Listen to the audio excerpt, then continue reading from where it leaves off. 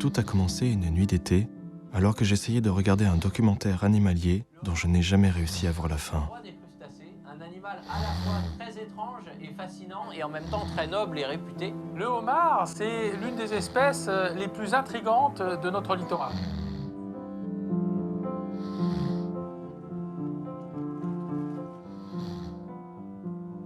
Ne vous êtes-vous jamais demandé si vous étiez en train de rêver? Tenez, qu'est-ce qui vous dit que je ne suis pas en train de rêver de vous? Ou l'inverse, c'est peut-être vous qui rêvez de moi. Je suis d'ailleurs venu vous parler d'un film sur les rêves, mais pas n'importe lesquels, les rêves lucides. Les onironautes. Une fois endormis, ils peuvent contrôler leurs rêves. Ils peuvent voler dans les airs. Avec Philippe Roman, dans le rôle du valeureux cobaye pour la science. Avec du suspense, de l'action, de l'amour. Les onironautes, un film qui repousse les limites de l'imagination. Bientôt sur tous les écrans.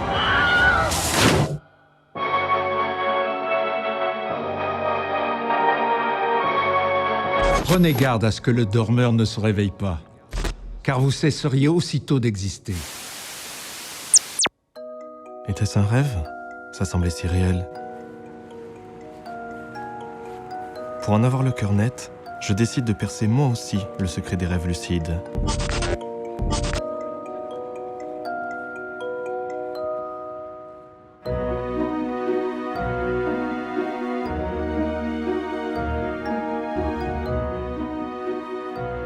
Mon enquête commence par le laboratoire de Perrine Ruby, chercheuse lyonnaise sur les rêves, spécialisée en neurosciences cognitives.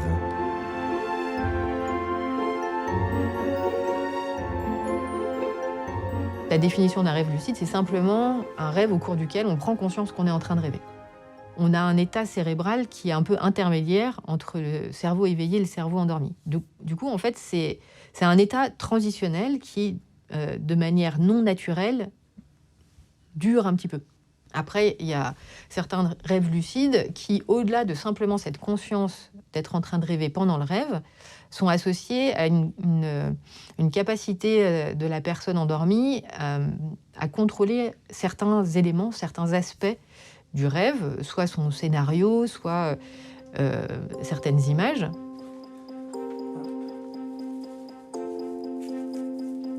Donc, si j'ai bien compris, la différence entre un rêve lucide et un rêve classique est qu'on peut en prendre le contrôle, avec le même niveau de conscience qu'à l'état d'éveil. Mais avant de pouvoir étudier les rêves lucides, encore faut-il pouvoir étudier les rêves classiques. C'est le travail de Perrine et de ses collègues qui me branchent des électrodes sur la tête afin de pouvoir visualiser mes ondes cérébrales sur l'électroencéphalogramme.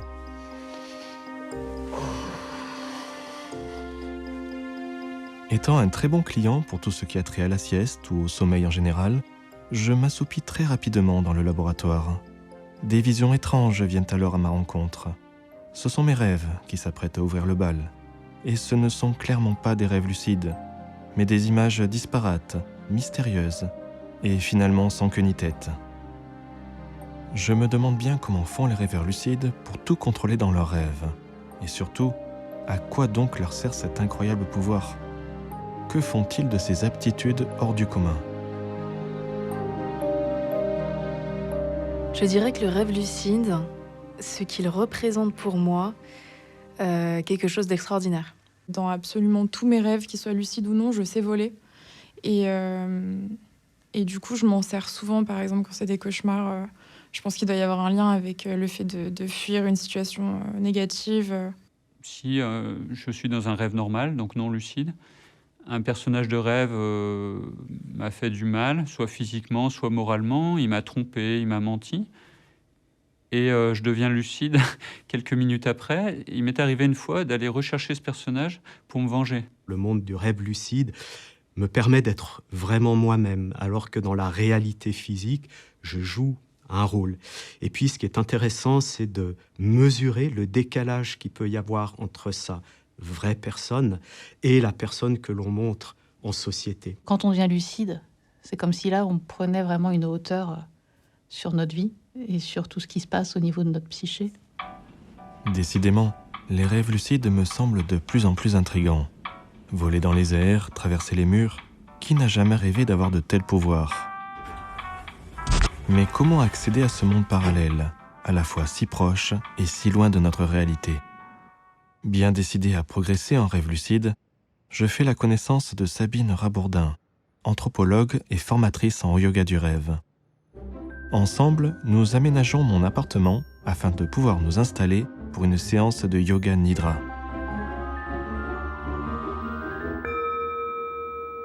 Je t'invite à t'installer pour la séance de yoga nidra. La posture idéale, ça va être la posture du cadavre, Shavasana, avec les mains légèrement écartées du reste du corps, les paumes face au ciel, les pieds légèrement écartés l'un de l'autre. Et je vais t'inviter à faire rouler ta tête à droite, à gauche, tranquillement, lentement. Maintenant, je vais t'inviter à ressentir la sensation de lourdeur. Sentir que tout ton corps est lourd, extrêmement lourd, tellement lourd que tu peux avoir le sentiment de t'enfoncer dans le sol. Et à présent, je vais t'inviter à ressentir une sensation de légèreté. Sentir que ton corps est tellement léger que tu pourrais t'envoler dans les airs. Tout ton corps est dans un sentiment de légèreté. Et maintenant, je vais t'inviter à placer ton attention au niveau de l'espace entre tes sourcils, derrière tes paupières aussi, pour visualiser tout l'espace sombre qu'on appelle Chidakasha. Et dans cet espace, tu peux accueillir des images, des formes, des couleurs, juste en observant ce qui se manifeste. Il existe plusieurs techniques qui permettent d'accéder à un état intermédiaire entre le rêve et l'état de veille. C'est vraiment ça l'objectif qu'on cherche, c'est à flirter sur cette vague entre ces deux états. C'est ça qui permet d'atteindre la lucidité dans le rêve. Et donc parmi ces techniques, il y a notamment le yoga du rêve ou le yoga nidra. C'est une technique inspirée d'un yogi qui s'appelle Satyananda. Moi, j'aime bien en fait cette méthode-là qui permet progressivement d'amener dans un état de détente et de relaxation. La plupart des gens en fait sont tellement détendus qu'ils finissent par s'endormir. Mais l'objectif, c'est vraiment justement de ne pas s'endormir pour rester vraiment sur cette vaguelette. Et des fois, on peut être un peu trop éveillé. Des fois, on peut être un peu trop endormi. Et donc, l'idée, c'est de revenir à chaque fois dans cet état intermédiaire. Et le yoga nidra est vraiment guidé de cette manière-là. Et progressivement, à travers des rotations de conscience, des scans corporels, à travers aussi de la musique, à travers des indications de plus en plus précises, à travers aussi un guidage un peu onirique, on amène la personne en fait dans un état de quasi-hypnose, mais dans lequel elle est encore consciente, puisqu'on passe son temps à lui dire « Vous ne dormez pas, vous ne dormez pas ».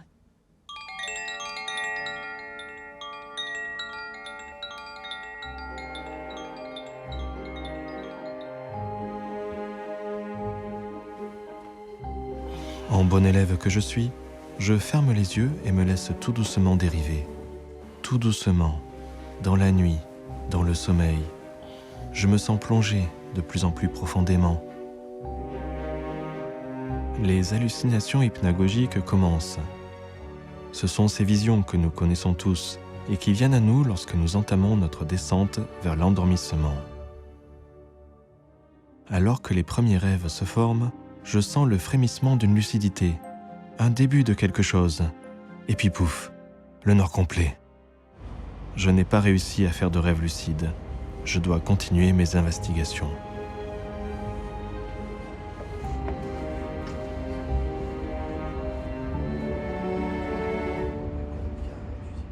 J'ai commencé à ressentir comme une sorte de super pouvoir en moi qui naissait. Je me suis dit, en fait, là, je me rends compte que je vais pouvoir faire des dingueries. Je visualise vraiment dans ma tête que je vole. Je vis vers le haut.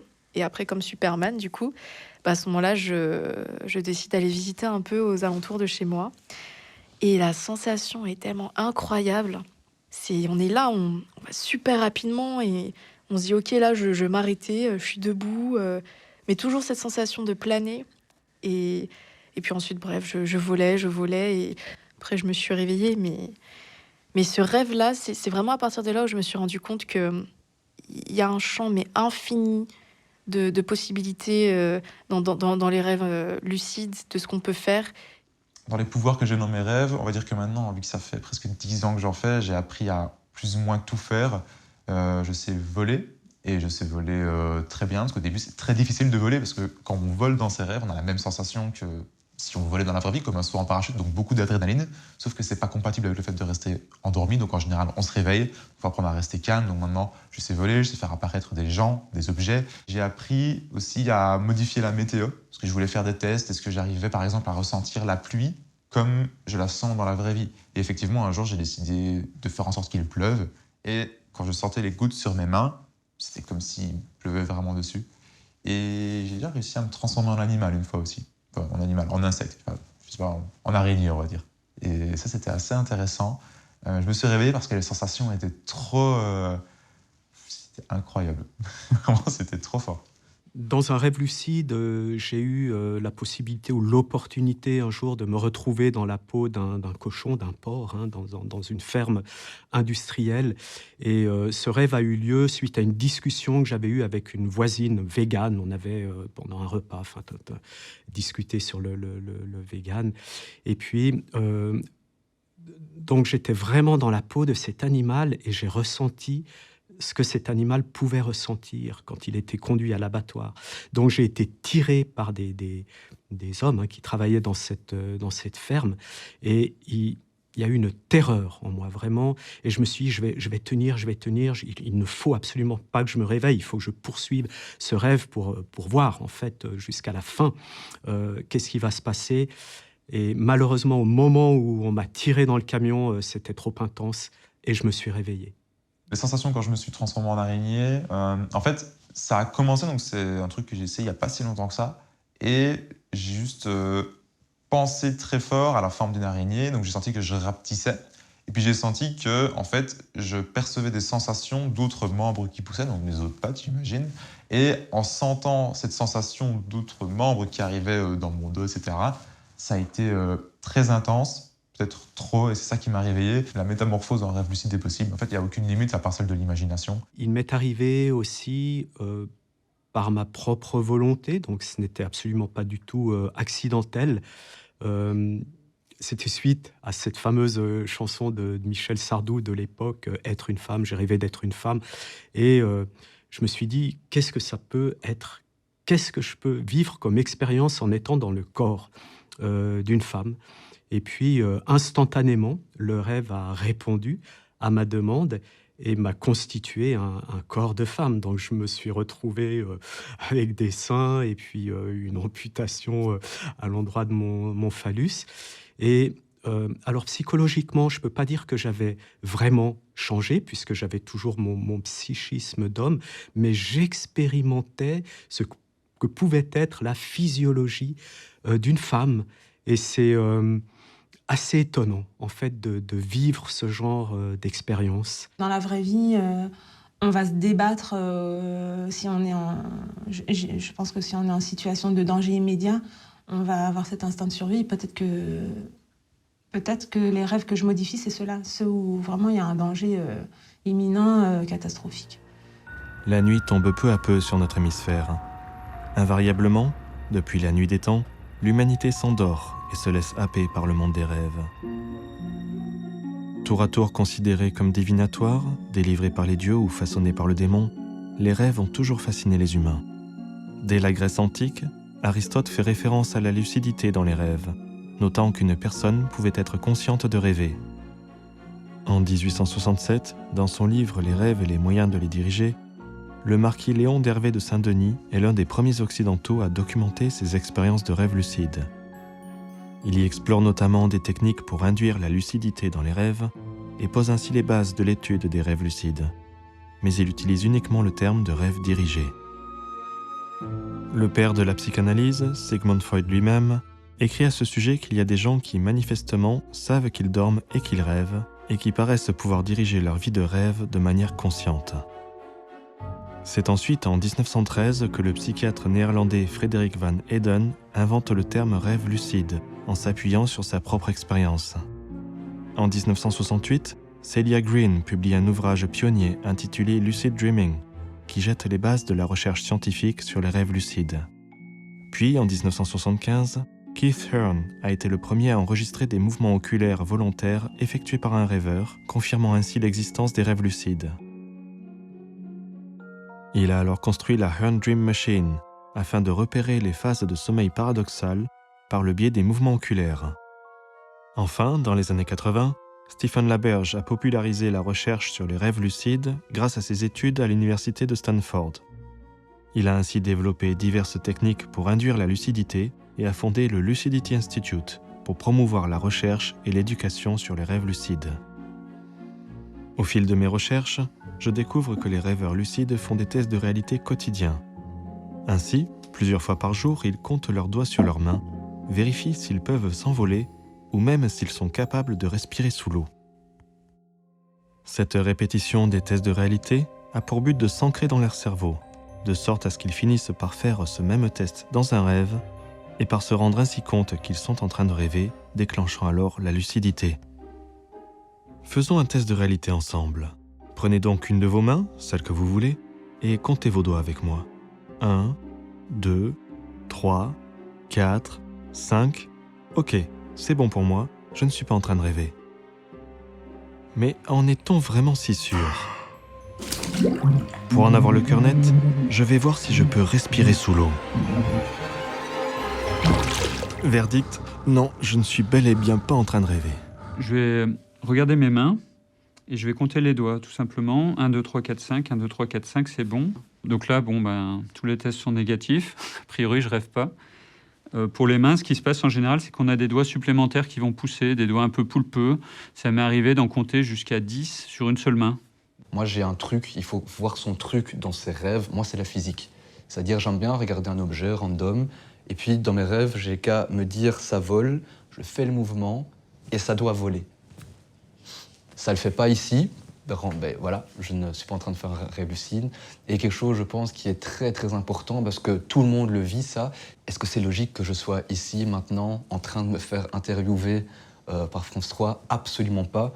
Donc j'ai remis en question le fait d'être ici, en train de me faire interviewer. Donc je propose aux gens ici de se demander est-ce que c'est logique que maintenant je regarde un écran et que quelqu'un est en train de me parler de rêve lucide alors que je suis juste en train de regarder un écran.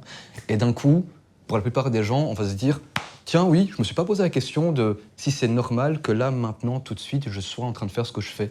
Mais oui, c'est ça le problème dans un rêve. On est en train de parler avec un pingouin qui a un poncho et on se demande pas si c'est normal que maintenant il se passe ça. Je pense que je suis plutôt débutante dans la matière. Je me rappelle souvent de mes rêves et ce qui me permet de savoir que je suis dans un rêve, c'est quand je suis amenée à devoir lire quelque chose ou écrire quelque chose. Je me rends compte que les phrases ont aucun sens ou c'est ultra compliqué d'écrire un numéro de téléphone, par exemple. Et c'est un élément qui me permet, par exemple, de savoir que je suis en train de rêver. Un des principes du yoga du rêve, c'est au quotidien, dans la journée, de se demander si on n'est pas en train de rêver. Donc ça, finalement, c'est l'exercice numéro 1. À chaque moment de sa journée, pouvoir se dire, mais qu'est-ce qui me prouve que je ne suis pas en train de rêver ? Et donc, on a des techniques pour faire ça. Et notamment, une des techniques, c'est d'essayer de s'envoler. Si on n'arrive pas à voler, c'est qu'a priori, on n'est pas dans un rêve. Il y a l'esprit critique aussi, toujours se poser la question, est-ce que je suis en rêve ou pas ? Ou quand on voit des petites anomalies, des coïncidences, donc se poser des questions. Essayer de sauter aussi. En rêve, quand vous sautez en rêve, vous restez en sustentation, ou alors vous redescendez comme une plume. Donc, s'entraîner à faire tout ça. Puis un beau jour, ça va s'intégrer dans le rêve, au bout d'une semaine à peu près, si on pratique pendant 6 ou 8 jours ces techniques. Et le fait de faire ces techniques va permettre, dans un rêve normal, de déclencher la lucidité.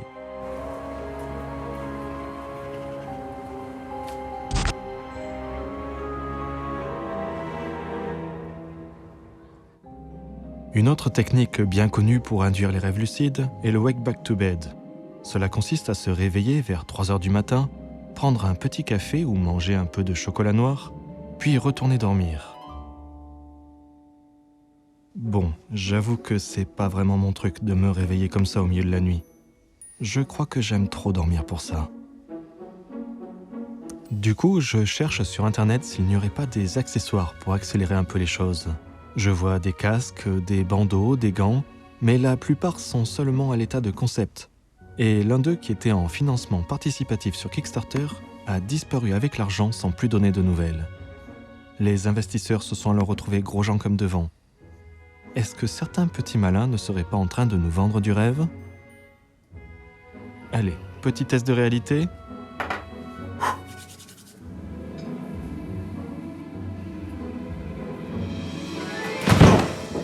Verdict, non, je ne suis vraiment pas en train de rêver. Et ça fait mal. Mais à trop vouloir se réfugier dans des mondes imaginaires, ne peut-il y avoir des effets néfastes? Ce que je vis en rêve lucide est tellement intense sur l'aspect amoureux, mais aussi sur d'autres aspects, que la vie de tous les jours peut me paraître assez fade, voire parfois ennuyeuse. Les conséquences que ça a pu créer, c'était que j'avais moins de vie sociale, je sortais moins de chez moi, j'avais pas forcément une très bonne hygiène de vie parce que rester tout le temps à vouloir s'endormir, voilà, pour moi, c'est pas forcément... En tout cas, pour moi, c'est pas un rythme qui me paraît sain. C'est vrai que le côté de pouvoir changer le scénario, quoi, c'est vrai qu'on a l'impression d'être en contrôle toute la journée et en plus la nuit. C'est un peu fatigant, ouais. Et du coup, ça m'arrive de pas forcément avoir envie d'aller m'endormir, ouais. Parce que je me dis, ça va encore être du boulot, en fait. Ça va encore être du boulot la nuit, quoi. Le rêve lucide dirigé, quand on le fait, ça peut être très plaisant, mais parfois, pour moi, c'est une échappatoire. Il vaut mieux vivre les choses dans la réalité que de les vivre dans le rêve, dans un état qui n'est pas complètement conscient et qui n'est pas la réalité. Parce que donc là, selon Freud, il y a le principe de plaisir, le rêve, et il y a le principe de réalité, qui est effectivement la veille, l'action que l'on peut faire, la progression qu'on peut faire dans le monde réel. Moi, courir après les rêves lucides, je ne comprends pas. En fait, on est lucide toute la journée. L'intérêt du sommeil et des rêves, c'est de justement ne pas l'être, de pouvoir être surpris. Toutes les stratégies, en fait, qui permettent d'obtenir une augmentation de la fréquence des rêves lucides, elles fragmentent le sommeil. L'état de rêve lucide, c'est pas un état qui est physiologiquement prévu. En fait, c'est rare. Et probablement la raison pour laquelle c'est rare, c'est qu'effectivement, c'est une sorte de raté de réveil. C'est une transition qui dure plus longtemps que prévu, alors qu'en fait, c'était censé être simplement l'état qui vous amène du sommeil à l'éveil, et qui n'était pas censé durer. Pour moi, ce qui est intéressant dans le rêve dirigé, quand on le fait en état de sommeil, c'est d'induire des choses qu'on ne pourrait pas faire dans la réalité, mais par rapport à des blocages. Par exemple, le rêve de poursuite, qui est un rêve très fréquent, très récurrent chez beaucoup d'individus. La poursuite, c'est un état émotionnel qui nous oblige à une forme de panique, donc c'est un rêve d'angoisse, et qui nous oblige à fuir, alors qu'on doit toujours affronter ce qui nous fait peur. Puisque la plupart du temps, les rêves de poursuite, ce qui nous poursuit sont des souvenirs. Et donc, je vais inviter les personnes, de façon lucide, à se programmer pour se retourner, pour regarder ce qu'elles fuient. Donc affronter, regarder et tout d'un coup démonter l'énorme état émotionnel qui se produit pendant le rêve, et désamorcer cette peur pour que l'angoisse disparaisse aussi dans la réalité. Le sommeil, c'est quelque chose d'extrêmement précieux et important à préserver pour avoir une bonne santé. Du coup, l'idée d'aller le fragmenter et d'en diminuer la durée pour des raisons qui sont la plupart du temps ludiques, quand on cherche à faire des rêves lucides, ça me semble un mauvais rapport bénéfice-coût. C'est-à-dire que mieux vaut bien dormir la nuit et puis trouver des stratégies pour s'amuser le jour autrement. S'amuser le jour autrement, d'accord, c'est une chose. Mais la nuit est aussi le domaine de tous les fantasmes, et notamment celui des rêves érotiques. Alors pourquoi ne pas chercher à profiter des rêves lucides pour aller un peu plus loin dans les plaisirs fantasmatiques ? On se fait plaisir, on y va, ça coûte pas cher. On peut y aller, alors vraiment, oui. Mais c'est quand ça devient un système que je trouve que là, il y a une perversion de la fonction du rêve, de la nature du rêve.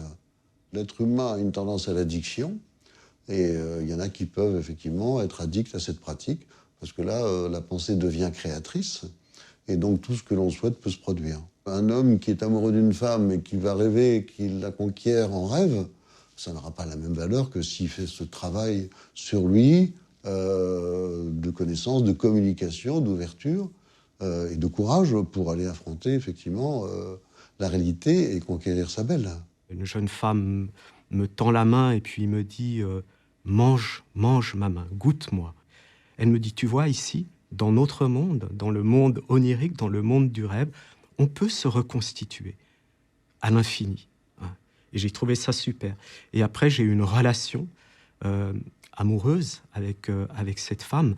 Par exemple, un baiser, mais j'ai jamais eu un baiser aussi extatique de ma vie, où à un moment donné, les langues se mélangent et fondent. Et après, tout devient comme une pâte, comme ça, et les deux corps fusionnent et n'en font plus qu'un. Et franchement, quand on vit quelque chose comme ça, c'est complètement dingue. Des fois, c'est un peu drôle parce que je peux avoir quelqu'un en tête, une star, peu importe, et j'ai pas forcément la bonne personne qui arrive. Du coup, ça m'arrive une fois, c'est un peu gênant, mais du coup, j'ai une personne lambda et c'est pas celle que je voulais. Et du coup, je dis demi-tour et j'essaye d'imaginer la bonne personne. Bien sûr, ça arrive d'avoir des pulsions en rêve lucide et on peut, entre guillemets, en profiter. C'est-à-dire que si on croise une jolie personnage de rêve, un objet de notre fantasme, ça peut arriver qu'on cède à la pulsion. Oui, je peux témoigner que les sensations sont très réalistes, tout à fait conformes à la réalité. Je suis là avec une femme qui est magnifique, mais qui n'a pas de texture. Elle a un visage, mais il n'est pas défini. Et plus on s'approche l'un vers l'autre, plus je la constate, plus on se touche, et plus je me rends compte qu'en fait, elle est tout ce que je veux qu'elle soit. Donc au final, elle était en même temps, mais pas à la fois en même temps. C'est-à-dire que je voyais des bribes, et en même temps, elle était tout ce que je voulais à la fois. Elle était brune, elle était blonde, elle était grande, elle était petite, elle avait des formes, elle était toute mince. Et ça dans une ambiance. Et au final, on se réveille comme si on venait de faire l'amour. On se dit, waouh, c'est fou, j'ai toutes les sensations. C'est comme si le sexe était un orgasme de A à Z. Et pas juste les 5 dernières minutes. Non, c'est tout le temps de ça est un orgasme, en fait. Et surtout, dans cet aspect-là de morale, c'est de se dire quand même qu'on culpabilise d'avoir fait un rêve de ce style, alors qu'en fait, on n'a vraiment rien fait dans la vraie vie, mais on l'a fait dans le rêve. Et du coup, on se demande, est-ce que c'est mal? Donc, ouais. C'est reparti pour un test de réalité. Vous êtes prêts? 1, 2, 3, 4, 5. Ok, je ne suis toujours pas en train de rêver. Et vous?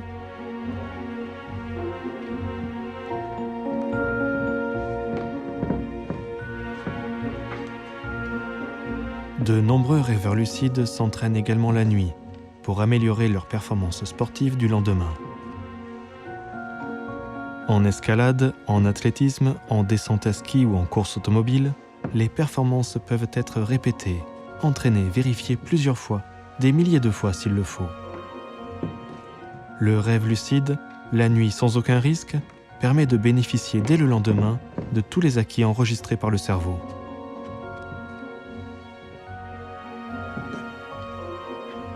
Comme je pratique l'escalade régulièrement, comme loisir, évidemment, j'en rêve aussi régulièrement. Lorsqu'on rencontre des difficultés, on va en rêver et on va pouvoir progresser grâce aux rêves. Par exemple, moi, il m'est arrivé il y a quelques années de bloquer sur un niveau un petit peu plus difficile. Et je me suis vu faire un rêve où j'arrivais à passer ce niveau assez normalement, assez naturellement. Et à partir de ce moment-là, j'ai réussi en réalité à grimper dans ce niveau-là et de manière assez régulière. Je pense que d'un point de vue développement personnel, le rêve lucide, ce qu'il y a de bien, c'est qu'il peut amener à générer des environnements qui peuvent être traumatiques, mais en toute sécurité. Développement personnel, moi j'adore le sport. Et notamment l'entraînement sportif. C'est quand on a envie de le faire, parce que normalement c'est que de la répétition, On peut donc graduer un peu ses propres performances, rendre les choses plus faciles, plus dures, et en toute sécurité, sans notion de douleur ou de risque. On va créer une expérience que le cerveau va enregistrer. Et comme cette expérience, on la crée en toute lucidité, c'est-à-dire avec toutes les ressources de l'état de veille, le cerveau, lui, il comprend que c'est une situation réelle. Et il ne fait plus la différence entre le rêve et la réalité, puisque les deux situations sont semblables au niveau de la perception. Ah non, attention! Je viens pas de me faire marcher dessus, là? Avec tous ces trucs bizarres qui m'arrivent, je me demande de plus en plus si je ne suis pas en train de rêver. Je vais faire le test ultime. Je vais essayer de m'envoler.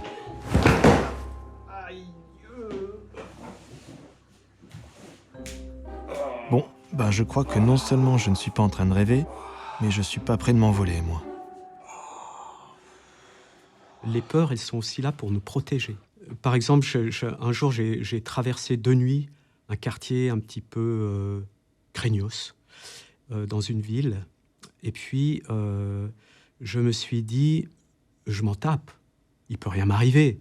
Parce que si on m'agresse, je vais basculer en lucidité, tout en étant dans la réalité physique. Et puis, je vais pouvoir contraindre mes ennemis. Puis après, je me suis dit, non, attends, là, t'es pas dans un rêve, t'es dans la réalité physique. C'est-à-dire que s'il y a une agression, il faut vraiment partir, se protéger ou autre. Donc là, je sais qu'il faut que je fasse attention maintenant, parce que je n'ai plus peur de rien dans la réalité physique.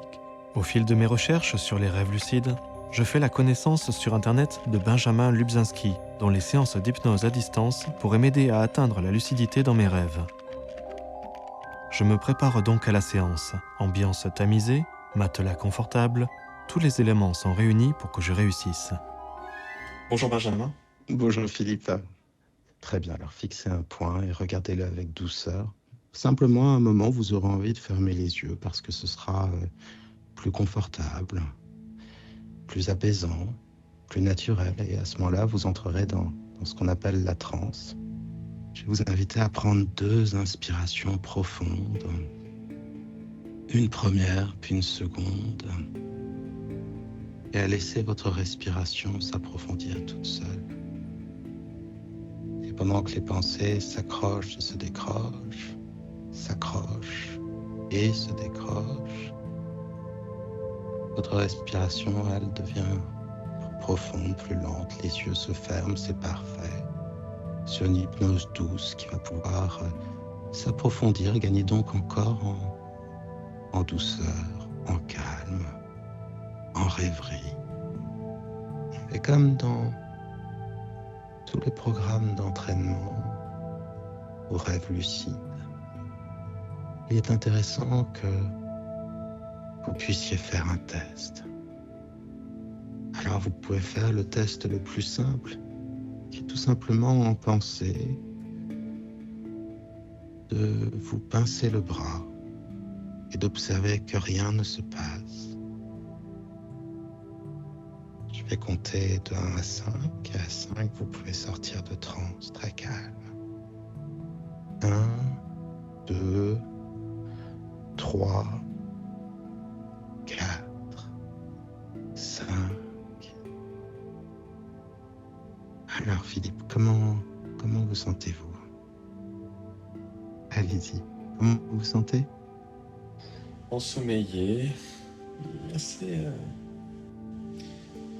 plaisamment engourdi, je dirais.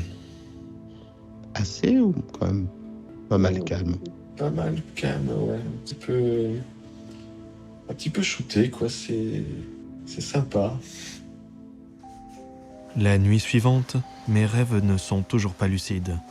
Pourquoi donc est-ce que je n'y parviens pas? Serais-je réfractaire?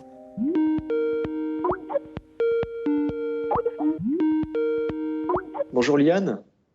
Bonjour Philippe. Comment vas-tu? Très très bien. Il fait un peu chaud mais ça va bien et toi? Ça va, pas trop chaud par chez moi. Alors dis-moi, est-ce que tu as fait un rêve lucide récemment depuis le tournage? Parce que moi, j'y arrive toujours pas en fait. Pourtant, je fais les tests de réalité. Attends, je vais en faire un. Alors... 1, 2, 3, 4, 5. Voilà, je tire mon doigt. Ah, j'en fais des tests de réalité, mais ça marche pas. Et quand tu en fais des rêves lucides, tu te sens comment au réveil? Ça fait quoi? C'est une bonne question. En fait, je dirais que je me sens un peu perplexe. Je pourrais pas dire je me sens bien ou je me sens mal, mais j'ai l'impression que quand je fais un rêve lucide, en général, je me réveille pas de super bonne humeur, mais pas non plus de mauvaise humeur. C'est-à-dire que je sens que ça m'a un peu épuisée dans le rêve, et du coup, j'ai pas eu un sommeil totalement réparateur. Voilà. Mais je me sens pas mal pour autant. En fait, ça varie. J'avoue que je me suis jamais vraiment posé la question. En fait, quand c'est un rêve génial, lucide, je pense que je me sens bien. Mais c'est vrai qu'en général, je me sens un peu fatiguée. Ouais, je pense que je peux dire ça. Je suis peut-être réfractaire. Finalement, tu es peut-être l'exception. C'est possible, c'est possible. Bah, écoute, en tout cas, je te remercie. Je te souhaite de continuer de faire des beaux rêves. Et puis je vais continuer à essayer alors de mon côté. Je t'en prie, je te remercie. Et puis, tu nous diras des nouvelles de si tu as réussi à réaliser ce petit rêve lucide. Ça marche. Je te dis à bientôt. Salut! Avant de continuer mon périple, j'en profite pour faire un détour par le parc. Et puis, je ne sais pas si c'est le yoga ou l'hypnose qui me font cet effet, mais je me sens invulnérable, comme si je n'avais plus peur de personne. Oui, enfin, presque personne. Mais qui ça peut bien être, ce type bizarre qui me suit depuis le début du film? Je me demande s'il ne serait pas mon archétype de l'ombre jungienne. Vous savez, c'est ce concept inventé par Carl Gustav Jung, le disciple de Freud, qui désigne la part obscure qui est en chacun de nous. Si un personnage sombre se présente en rêve, il peut représenter une part d'ombre, et la communication que nous aurons avec lui va permettre de faire la lumière sur cette part de nous qu'on a mis à l'ombre. Et donc là, c'est dans le processus d'individuation dont on parlait tout à l'heure. Plus on va se connecter avec nos parts d'ombre, avec différentes facettes de nous, plus nous allons nous réunifier et devenir ce que nous sommes, élargir notre champ de conscience. Puisque le but du rêve aussi, c'est de nous amener à une ouverture de la conscience de plus en plus large, pour qu'on ne soit pas dans un faisceau étroit à 1 degré de focalisation, mais à une ouverture, quelque chose de plus large, et donc un éveil de conscience. Le gros travail du rêve lucide, c'est le travail sur l'ombre. C'est-à-dire, c'est d'explorer, en fait, d'aller dans les profondeurs de soi. Et même symboliquement, il y a une plongée dans le rêve à travers le noir onirique. Moi, je débouche toujours dans des espèces de criques qui sont assez sombres. Et c'est là où je dois faire le travail sur l'ombre. Et je suis confronté à des composantes de moi-même que je n'osais pas regarder auparavant ou reconnaître. Et puis là, je les reconnais. Et puis, elles ont besoin aussi d'exister, de vivre, plutôt d'être reconnues en tant que telles. Et puis, finalement, elles se calment. C'est-à-dire qu'on peut nourrir ces démons à l'intérieur d'un rêve lucide de façon à ce qu'ils ne se manifestent pas dans la réalité physique.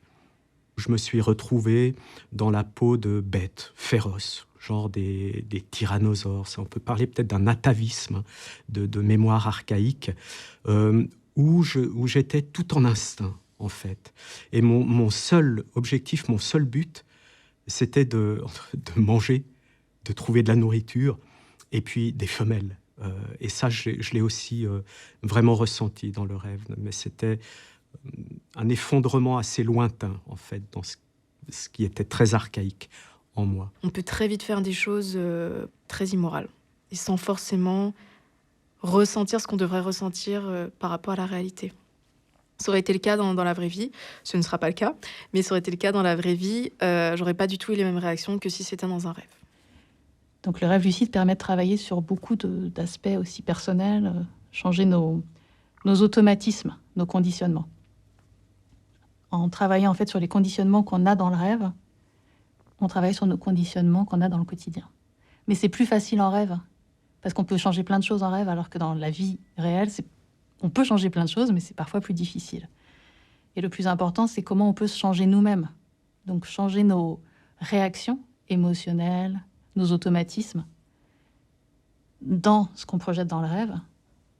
Ça, c'est quand même plus facile à faire Et après, on peut le transposer dans le quotidien. Donc ça, c'est un des grands intérêts du rêve lucide aussi, dans son évolution personnelle. La frontière me semble tout de même assez ténue entre rêve et réalité, entre monde réel et monde imaginaire. Je me plonge dans YouTube et je constate en quelques clics que des formations poussent comme des champignons sur le web. Il y en a pour tous les goûts, pour tous les âges et pour tous les publics. Autrefois confidentiel, le thème des rêves lucides est devenu très tendance depuis quelques années. Certaines de ces vidéos mènent ensuite à des stages en présentiel ou à distance, des formations de différentes durées dont certaines coûtent plus de 300 € par jour. J'en viens à me questionner sur la santé mentale. Est-ce qu'il n'y aurait pas des contre-indications ? Je sais que la seule contre-indication qu'il y a, d'un point de vue médical, ce serait des personnes qui auraient déjà initialement des difficultés à faire la différence entre la réalité et le rêve, des personnes qui ont des déréalisations. Sinon, il n'y a aucune contre-indication et même, là pour le moment, il y a quand même pas mal d'études qui sont sorties où on a montré que ça peut aider pour beaucoup de choses, pour la santé, pour la maturité et le développement personnel de manière générale, pour la créativité. Et ouais, pour le moment, tout va dans le sens que c'est quelque chose de très positif. Très bien, coupé. Ok. C'est parfait. Bon voilà, on est bon. Merci beaucoup.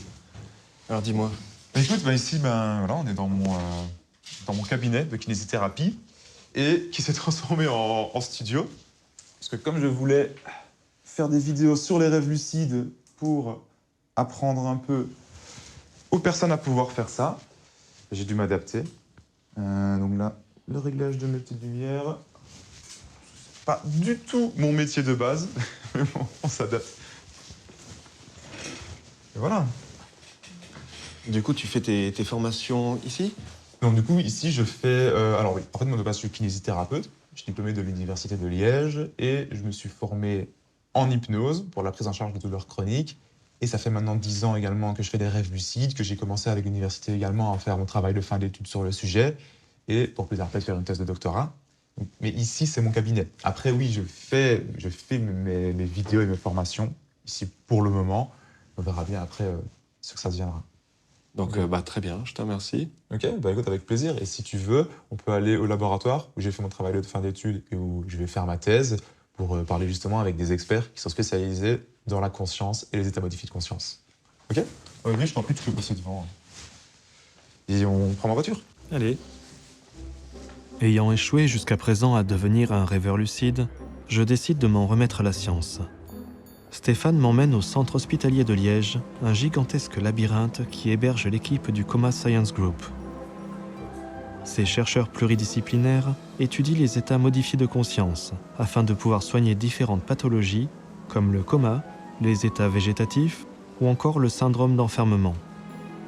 Ils étudient pour cela des états de conscience extraordinaires tels que l'état de mort imminente, l'anesthésie, la transe cognitive, la méditation, l'hypnose et les expériences psychédéliques. Mais ce qui nous amène ici, ce sont leurs travaux sur les rêves lucides. Le docteur Olivia Gosri a collaboré avec le docteur Benjamin Bird de l'Université du Wisconsin au Texas. Ils ont étudié le cerveau des rêveurs grâce à l'électroencéphalogramme pour quantifier l'activité électrique du cerveau pendant un rêve lucide. Je vais ainsi pouvoir me proposer comme cobaye et mesurer en direct l'activité de mon cerveau pendant mes phases de rêve.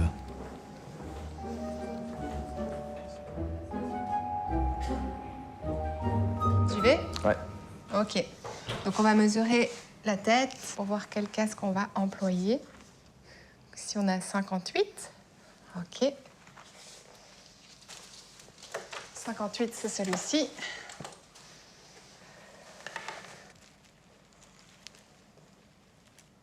Passer derrière. Puis on fait. Ici, on a 2 électrodes.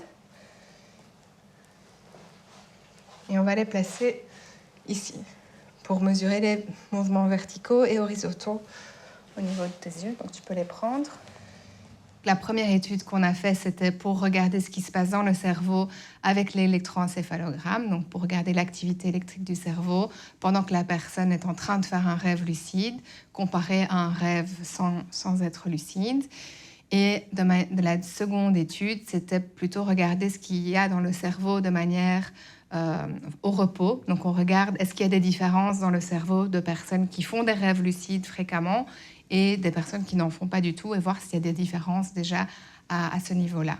Et on a vu que les personnes qui rapportent des rêves lucides souvent, eh bien, ils ont une connexion fonctionnelle au niveau de leur cerveau qui est différente, c'est-à-dire qu'ils ont une augmentation de la connexion entre les régions frontales et les régions derrière, pariétales, au repos. Donc, si on regarde juste leur cerveau sans être endormi ou sans avoir de rêve lucide, qu'est-ce qui est différent? Eh bien, on voit qu'il y a une fonctionnalité qui est plus élevée chez les personnes qui rapportent des rêves lucides fréquents. La finalité de nos recherches, c'est d'essayer de mieux comprendre ce qui se passe dans le cerveau quand on est conscient et quand ici on a une lucidité pendant le rêve. Essayer de mieux comprendre quelles zones du cerveau sont importantes. Et puis alors, il y a essayer de mieux comprendre les mécanismes de manière générale de la conscience à travers donc la fonctionnalité du cerveau. Et alors, il y a tout ce qui est plus aspect clinique. Donc, comment est-ce qu'on peut utiliser les états de conscience altérés et modifiés pour améliorer la qualité de vie de nos patients, par exemple?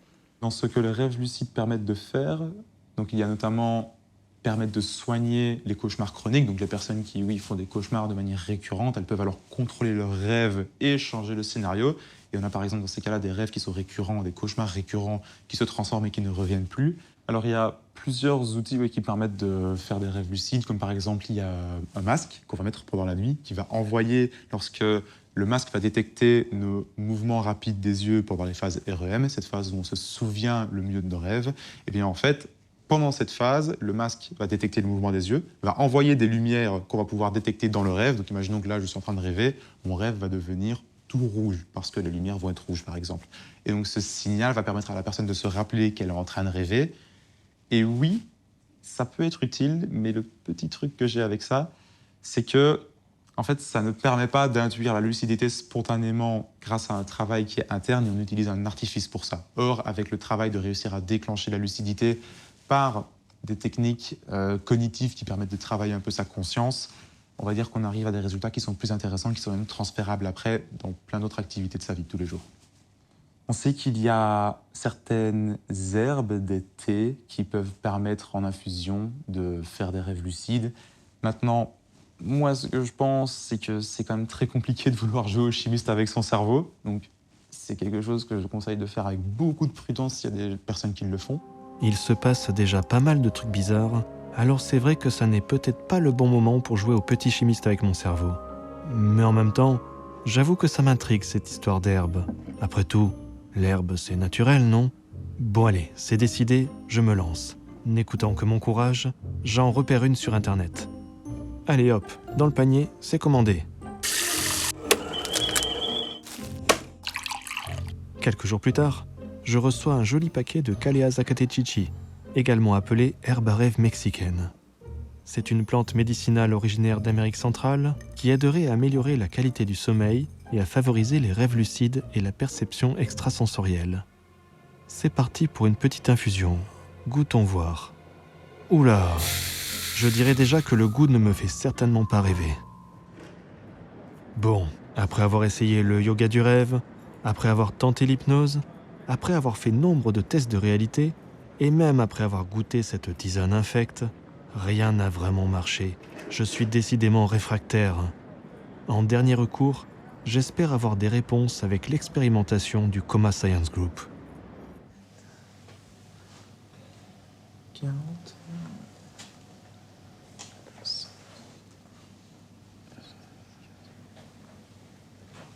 Okay.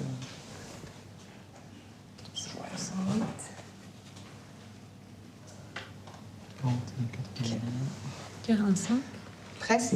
45, 80. On peut y aller, on est prêt? Allez.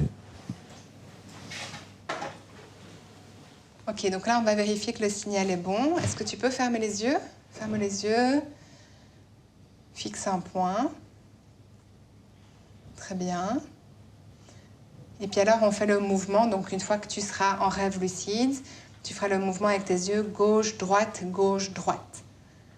Je t'invite à le faire maintenant, juste pour voir si on a bien le signal. Très bien. Ok, c'est très clair. Là, on est prêt. Donc, tu peux t'apprêter à dormir, on va tamiser la lumière. Et alors, voilà, tu t'endors. Et si tu fais un rêve lucide, tu nous fais le signal qu'on a établi, gauche, droite, avec tes yeux. Et nous, on pourra le voir sur l'écran. Et alors, l'idée, c'est d'essayer d'enregistrer au moins 2 minutes d'activité cérébrale. Et donc, si tu peux, toutes les 30 secondes, refaire le mouvement gauche-droite, ça nous permettra de savoir si tu es encore dans le rêve lucide. D'accord. Et après 5 minutes, si tu es toujours en rêve lucide, alors on te réveillera et puis on te posera des questions.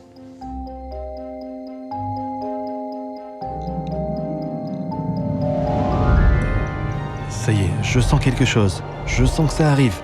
Oui. Ah, oh non. Qu'est-ce qui s'est passé? Est-ce que tout ceci n'était qu'un rêve? Qu'en est-il de toutes ces personnes que j'ai rencontrées? N'ont-elles existé que dans mon imaginaire? Ma quête des rêves lucides a-t-elle échoué? À moins que